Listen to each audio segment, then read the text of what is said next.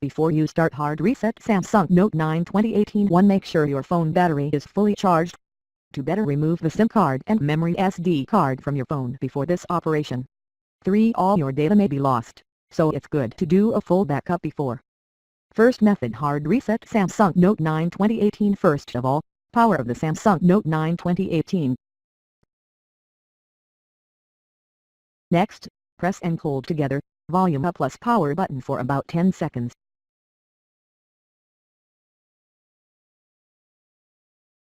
You should release held keys when the Samsung logo appears on the screen. You should release held keys when the Samsung logo appears on the screen. Select using volume buttons Wipe Data Flash Factory Reset and confirm that with power button. Choose Wipe Data Flash Factory Reset from the menu, and accept it with power key. Choose Yes. Delete all user data to confirm the whole operation. As soon as the recovery mode menu appears again, select option Reboot System Now. Congratulations! The hard reset has just been achieved.